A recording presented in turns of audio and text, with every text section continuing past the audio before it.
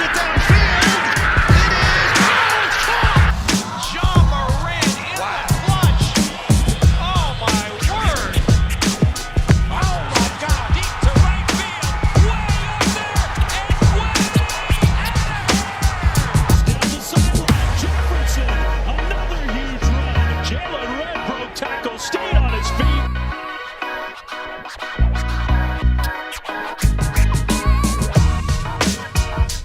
What's happening, everybody? Hope you're all having a good one. I'm Blake Neiman. We're going to get into some great local and national sports. Starting off with the NBA, we have some more news from the NBA All-Star Game, and you can call it Slam Jam time because, boy, it's looking promising that we will actually have an NBA dunk contest this year. Holy cow, who would have thought it was possible? The NBA is progressing on a plan to incorporate the slam dunk competition into halftime of the All-Star Game on March 7th at State Farm Arena in Atlanta. Not to forget that the three-point shootout and skills competition are also going to be accepted as a part of the Sunday night event, just in addition to the plus that we're getting. The NBA and the National Basketball Players Association expect to have finalized details and a formal announcement on the All-Star Game format and health and safety protocols later this week. The league and the union have been working through the details of a scaled-down event that centers on transporting players in and out of Atlanta in a significantly shorter window of time than what would be required on a typically expanded All-Star weekend. Players are expected to arrive in private planes on Saturday, stay in the private accommodations away from the hotel crowds, and leave immediately after the game on Sunday. So here's the thing with having an All-Star Game events, especially the slam dunk contest in the middle of a pandemic. Are there going to be guys playing in the All-Star Game that will actually be in the dunk contest? Most of the time this wouldn't matter, but now fatigue is a heavy factor this year with all the events supposedly going down in the same night after half of basketball. This leads me to believe that the dunk contest will be lopsided between those who are playing in the All-Star Game and those who aren't. In my opinion, they should just have the dunk contest before the game when the playing field is even. But most important of all is the aspect of the dunk contest is the fans. Where is all the hype gonna be? I mean, all the celebrities and all the fans just roaring up the guys when they do their crazy routines before the dunk, crazy approaches, and that's what hypes up a lot of the scores. And without little to no fans at the State Farm Arena in Atlanta, it will be unfortunate, and all the hype will be gone surrounding the dunk contest, as at least on the scale of being there. But at home, and it says looking like the TV schedule is not going to be too promising either. So the hype of the dunk contest is going to be pretty ruined, which is going to ruin a lot of what dunks the players might try to attempt. And once again, the fatigue is a huge factor if there are players that, like we've seen in the past, players who have participated in the dunk contest that have also played in the All-Star Game. And if that happens this year, fatigue could be a heavy factor. So they may modify it, and I hope they do modify it to where they do the skills competition, the three-point contest, slam dunk contest. I suggest that they do all of that before the All-Star Game starts, but just do it early in the day of Sunday, because that would just make everything more even and everyone just more an even playing field, so we could crown a true champion in the true aspect of the All-Star weekend. As far as NFL, there could be a potentially trade for one of the game's top quarterbacks slowly brewing away.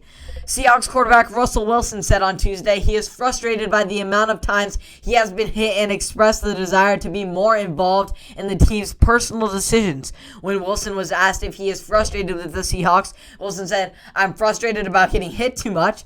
I'm frustrated with that part of it. I've been sacked almost 400 times, so we've got to get better. At the end of the day, you want to win."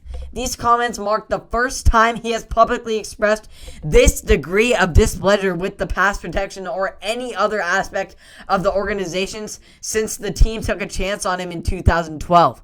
Wilson has been sacked 394 times in 144 regular season games, which is the most by a player's first 9 seasons since the 1970 AFL-NFL merger. Wilson's 47 sacks in 2020 were the third most in the NFL, behind only Carson Wentz and other trade prospect Deshaun Watson with 49. He was sacked 5 more times and pressured on 50% of his dropbacks in Seattle's wildcard loss to the visiting Los Angeles Rams, which marked the 5th time the Seahawks have failed to advance past the divisional round and as many trips to the playoffs since they nearly repeated that Super Bowl champs.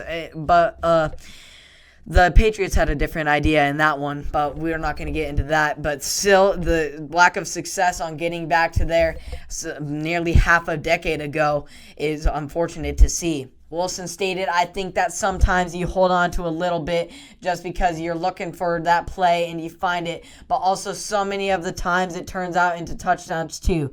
But you never want to be sacked that many times.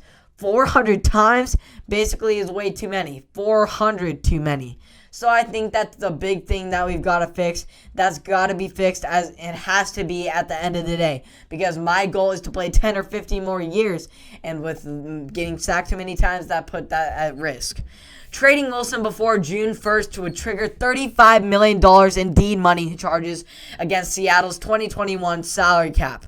He has 3 years left on his $140 million extension he signed in April 2019. That contract includes a no-trade clause that Wilson would have to waive in order to be dealt with.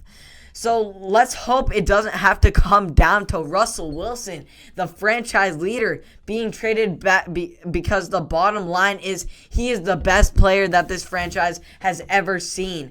He has led them to back-to-back Super Bowls. I know that there was a Seahawks team that went against that Super Bowl. The Steelers back in their Super Bowl somewhere around 20 in the early 2000s. But Russell Wilson, he got them. He blew out Peyton Manning. Let's not forget that what happened in 2013 where he blew out Peyton Manning. And he came this close. This close.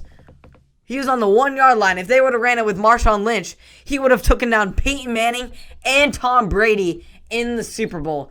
So this man is legit. And if they lose a player like Russell Wilson because of the offensive line that they need to get better, oh, that would just be horrible to see such a franchise player and all he's done for the Seattle community. Heck, he was the Walter Payton Man of the Year this year. We know what he does for the community. This guy is a special player, and the Seahawks have got to figure it out if they want to keep him around. As far as MLB, good news, the Los Angeles Angels and two-way player Shohei Ohtani agreed on a 2-year, $8.5 million contract on Monday, a deal that provided both sides with cost certainty for 2 of Ohtani's 3 remaining arbitration years. Ohtani has only truly performed as a two-way player for the first 2 months of 2018, a stretch that preceded the torn ulnar collateral ligament that kept him from pitching for most of the next 2 years. But first year out, Angels general manager Perry Minasian said he will have every opportunity to resume that same role in 2021, which is very exciting.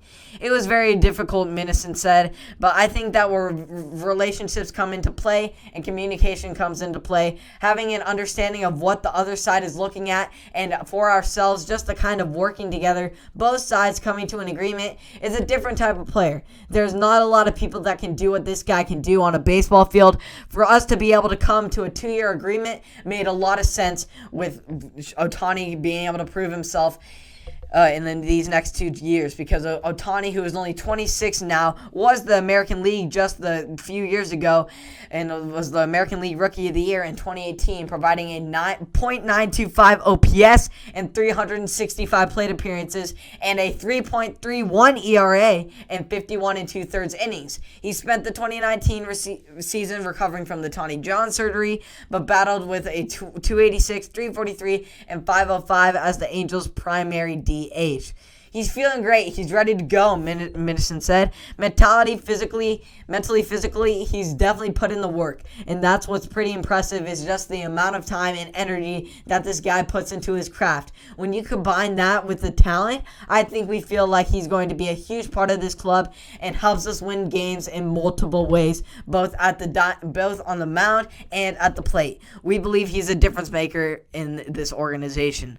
So great stuff going for Shohei Ohtani. 2020. And I really hope that he can get back to the two-way player that he was in 2018 to prove to the rest of the MLB that he is not just a one-and-done kind of guy and that he is a special talent. Because I remember back in 2018 seeing this guy just launching balls and striking guys out like nothing. This guy is something special. Yeah, you see all these type of players in high school level and even sometimes at the college level, but rarely, very rarely ever do you see this type of player at the MLB level. And he is an elite talent both on the mound and at the dish, and he is just so special. And if they can keep developing his craft and if he can get back to where he was in 2018, that would just be incredible to see and would really help Mike Trout and this Angels organization really get back to some playoff caliber team. As far as local sports, it is official, everyone. The Willamette Warriors are going to have full contact tackle football season. Let's go. Sports are back. Football is back. Willamette football is back. The Warriors are here.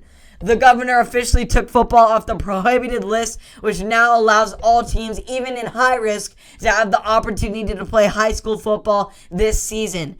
Despite Benton County being in the extreme risk category, many volunteers in the loving community of Willamette have come together to form a testing site for players so they will be able to participate in football this season. So big thanks to the Willamette community for making these kids 2021 just a little bit brighter in hopes of it being way better than 2020 and to be able to showcase all the work they've put in this offseason. I've talked to several players who have put in the work in the weight room, just keep on waiting for their moment. They've been grinding it out, just waiting for the chance to showcase their talents in any sport that they play. Many of them are multiple sport athletes due to the small size of Willamette High School. They play multiple sports. They were just looking for a chance of anything to showcase their talents, and I'm so glad we're starting off with football just like it would normally be. I'm so excited to see how this turns out for the Warriors. They are expected to suit up in actual pads next week in the half racks, and hopefully it doesn't get canceled to snow. Coach Mata says rain, snow, or shine, they should be out there. And I'm just so excited to see what this team will do this year. I'm hoping they will bounce back from the past couple of rough seasons. We got a new defense. They got a new defense, new offense. It's going to be, hopefully this will work this year. And especially at the 3A level, they might be able to have a lot more success than they had at the 4A level. And I'm just hoping to see this team improve this year and take advantage of this incredible opportunity after such long patience from everyone on all sides of Willamette. I'm so excited to see it. I just can't express my joy enough. You've heard enough of my excitement. But yes, Willamette football is back. It's amazing. It's awesome. Let's go Warriors. So thank you for tuning in to another episode of Blake's Take. I appreciate all the support on Apple Podcasts, Spotify, and or YouTube. You all are so incredibly supportive of me. I appreciate all of those who support. But if you are a new viewer, I would appreciate the subscribe button if you are tuning in from the new. And I'll see you all tomorrow. Have a great one.